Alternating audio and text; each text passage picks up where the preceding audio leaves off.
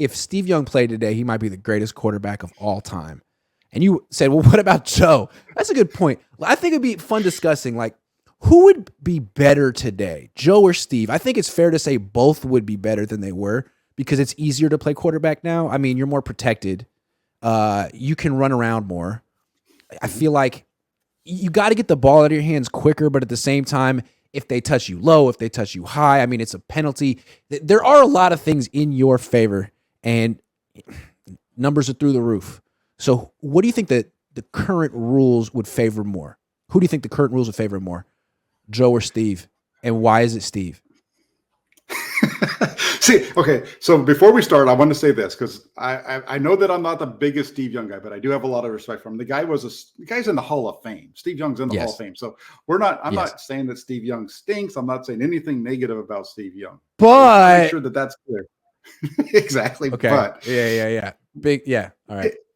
Montana was the best of their era. They pretty much played in the same era. There's only a few years that separated. So for the most of it, they were together.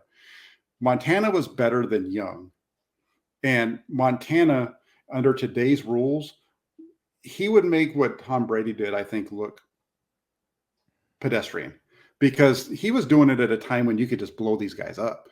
And I think it's important too to remember that the only reason Steve Young was here, the only reason he was a 49er, was because Montana took so many hits and he had a back injury in 1986, and that's what led to Walsh going ahead and pulling the trigger to bring Young over, because he didn't think that he was going to be able to stay healthy, and he didn't think he was going to have the legs. I think the biggest thing is, and I understand, like, if you're somebody who didn't really watch all of Joe Montana's career, I can understand why you would say Steve would be better now because of his legs.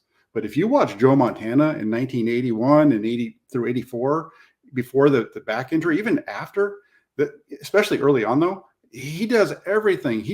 Joe Montana, in some ways, he makes plays that Patrick Mahomes makes now. I mean, there's stuff all over the place that you can see of him. So that's why I think that Montana would be better. One last point, and Steve Young himself said that he's still around the game, so he does the games, and he talks to Tom Brady all the time. He talks about, I've heard him talk on the radio several times about the conversations with Tom Brady and how Steve feels like, because of the rules favor the quarterback so much now, that he feels like he could come back and play today, because as long as you know how to get rid of the football and you know where the guys are, the flats are. What he said was that what Brady told him is, Steve, the flats are always open. It's always there. Yeah. And stuff like that. So if Tom Brady could blow the league away like he did at 43, where he couldn't move in today's day and age, if Montana was around, I think that he would, just, even though he was never quite Steve Young as a runner. Like, I think some of the reason you didn't see him is because he was able to deliver the ball before he had to take off running and all those types of things. Well, Steve was built like a running back, and he could do it, and it led to it. He actually brought some of that contact on himself. Mm-hmm. So you made a great argument for why Joe would be even more dangerous today, and I totally agree with everything you said. Now, let me make the argument for Steve. The thing about Steve that's interesting, and again, I didn't watch Joe growing up, but I'm just looking at stats. Huh? Steve's regular season numbers are better than Joe's, just like across the board, from completion percentage, yards per attempt, quarterback rating. So if he played today, his numbers, can you imagine how good Steve's numbers would be? He'd complete 75% of his throws. He'd run for like 800 yards a year. It would be unreal. Now, the thing about Joe, like, his legacy is kind of like Michael Jordan's. Like, you got to look at the playoffs for Joe. He was like 16-7 in the playoffs. His quarterback rating went up. Steve wasn't like that. Steve was more like 500 in the playoffs. His quarterback rating went down. So I don't know. Maybe there was something fundamentally not cool about Steve, and he got tight in those games, and that would carry over today. I don't know. All I'm saying is, if he played today, his numbers would be unfreaking believable. They might be better than Patrick Mahomes' numbers when you factor in the rushing too, because the passing efficiency was always there for Steve in the regular season. Yeah, no, and they were. And I think another thing that I would say about that is that Steve Young played his entire career, at least with the 49ers, with Jerry Rice. Jerry Rice was there with him the entire time. That's Montana didn't have Rice. He was working, He had Dwight Clark and Freddie Solomon, two really good receivers in their own right, but they're not Jerry Rice. Yeah, Roger Craig, but not the whole time. But he did have Roger Craig. Yeah, he didn't have, Roger Craig. John Taylor kind of came along towards the end of Montana's, the three best years of Montana, I think, were at the end of the line, 88, 89, 90. Those were with Taylor and that whole group that you're just talking about. See, I think by the time Young came around, the talent around the quarterback position in San Francisco was even better. The early years in 81 and 84, when they won those Super Bowls, you look at those defenses were dynamite. Crazy. Yeah. Yeah. Even in 89, even in 88 and 89, they were really good, but they were really good the first couple of years. That's why they were able to go out and beat up on and stuff like that. But they didn't have a ton on offense. Dwight Clark, to me, was like original George Kittle. He was a lot of fun to watch. I know he wasn't as big as George Kittle, but he could kind of move and catch like Kittle. Yeah, that's actually a good point because he wasn't the fastest guy, right? He was just a guy who could get open and he could just had the way of making people miss. And that was a good one. And Freddie Solomon was more of the speed guy, right? Mm-hmm. Right. The way I saw it is, yes, Steve always had Jerry, but Steve didn't always have a running back. Like those first couple of years, they took a while to transition away from Roger Craig and Rathman. And when they finally got Ricky Waters and William Floyd, Super Bowl.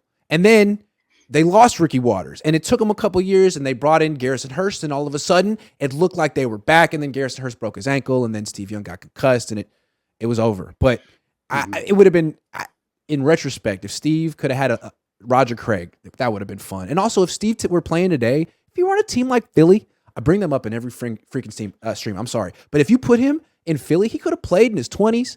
He could have been pretty good. So yeah, maybe Joe would have been better than Steve, but they might have been the two greatest quarterbacks in the league right now, them and Mahomes. Oh, they would be both of these guys. It's amazing the run that the 49ers had from 81 to 98 with the quarterback position.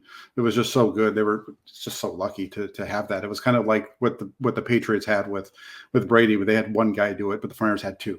It was. Well, I was going to compare it to the Packers with Favre and Rodgers. What do you think is a better 1-2 history? Montana to Young or Favre to Rodgers? Well, you have to say, I would say Montana to Young because you had 5 Super Bowls in that group, right? To 2, I really like right. Aaron Rodgers is a heck of a quarterback, but I see people saying, arguing about whether he's a top 5 all-time quarterback or whatever. He's not a top 5 all-time quarterback. He's a really in the regular season. In the regular season, he is a top level quarterback. He is one of the best of this generation. And he'd probably be in that. But to say he's a top 5 guy, no, he's not a top 5 guy. He's going to make it to the Hall of Fame someday, but he's not a top 5 all-time quarterback. No. I think the thing with him is you could argue he's the most talented thrower ever. Maybe one of them. But he's definitely not the best competitor ever at quarterback. He definitely seems like his number one goal is to win the MVP, not the Super Bowl. That's the way I've always looked at him. Yeah, I see that. He wants he's just unfortunately falls apart in the playoffs, and that happened with Brett Favre as well, and it happened with a number of guys. I just again, a lot of respect for Aaron Rodgers, but I'm not putting him up in the top 5. That's for sure. And everyone makes excuses for him when he loses his playoff game. Remember, 4 or 5 years ago when he lost to the Seahawks, and they were killing the Seahawks, and the Seahawks came all the way back, and there was eventually an onside kick where someone on Green Bay messed it up, and they blamed him, not Aaron Rodgers, for losing that game. It was like he always escaped these criticisms, but he lost some. He invented some ways to lose some playoff games. I don't think he has much. He has 1 Super Bowl. That's great, man. A lot of guys have won Super Bowl. Jeff Hostetler won a Super Bowl, didn't he? Jeff Hostetler did. He beat the 49ers in the playoff. That's right. That's the other thing too. When you look at Montana and Young, right? I've seen people say, "Oh, but Montana never played against anybody like the Cowboys. He didn't have." Come on, man. The Giants of the Giants of the Giants of the '80s had Bill Parcells as their head coach and Bill Belichick as their defensive coordinator, and they gave Lawrence Taylor. Yeah, Lawrence did Jim Burt blowing. Those Giants teams were every bit as good, if not better, than the Cowboys teams, especially on the defensive side of the ball. And also the Chicago Bears, the Washington teams under Joe Gibbs were teams. There was the 3 titles. The NFC during that time period as a whole was extremely good. And in the early 90s, when it was just the Niners and the Cowboys, it was it was two teams that were way better than everybody else at that point. The Cowboys were very, very, very good, though. They Absolutely good. Yeah. I think the difference again was the running back spot. The one team had freaking Emmitt Smith. The other team had Steve Young scrambling around. You know what I mean? He needed a little help, I thought. But I was only 4. Well, then it's a long time ago. You got to be better than that, Grant. Come on now. Yeah. Don't use the age. I should have had my YouTube channel in 1992. I should have been telling them. There you go. All right. Well, Trey Lance is on the team for now. Draft is in like 2 weeks. You know, now that we kind of sort of agree that probably the reason Trey Lance is on this team to begin with is that Mike Shanahan had a bright idea 2 years ago when he was hanging out in North Dakota. Makes me feel like I don't know if this trade market exists for Trey Lance. I guess that's the final thing I want to say.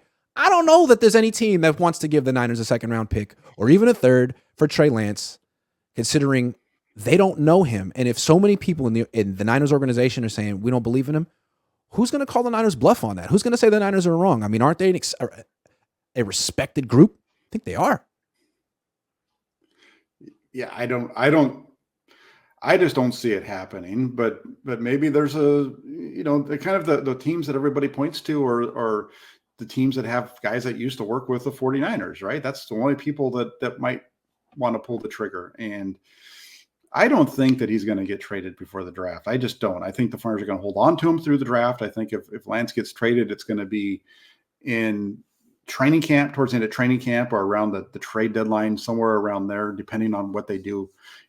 Depending on what happens with Purdy and what happens with Darnold and who they bring in. That's the only way that I see him getting traded. It's going to be later on. It makes financial sense for him too. If I'm right that Mike Shanahan was the spark plug to draft Trey Lance after he was the one guy at the Pro Bowl, I wonder how he feels about Lance now. Like did he change his mind? Does he still believe in Lance? Did he convince himself that he was not the person that wanted? Like, I'd love to know. But I mean, there's a lot of I don't know any of that. That's all speculation. But Mike, thank you. I'm sure Kyle texts him every day. Thanks a lot. Appreciate that one. It was helpful. Yeah, we're gonna. Hey, but they haven't taken away his office. He still has the office, and they haven't moved it. He still has a stapler in his office, from what I understand. So until they start moving his office around, he's okay in Santa Clara. I feel like this was again like probably Mike called up Kyle 7 years ago and was like, forget this Patrick Mahomes guy. Bobby Beathard's kid, grandson, CJ, that guy. No one knows about him, but I'm telling you. And Kyle's like, thanks, Dad. So Mike, maybe just keep it to yourself. Like, you got fired. He was the executive vice president of player personnel or something in Denver. It didn't go so good. Stop. Just stop. It worked out well when he inherited. Yeah, hey, no problem. It worked out well for him when he inherited John Elway, though. Yeah, and Steve Young. Yeah, maybe Kyle can inherit that. He's probably got a big inheritance coming his way, but I don't know if he can get a quarterback.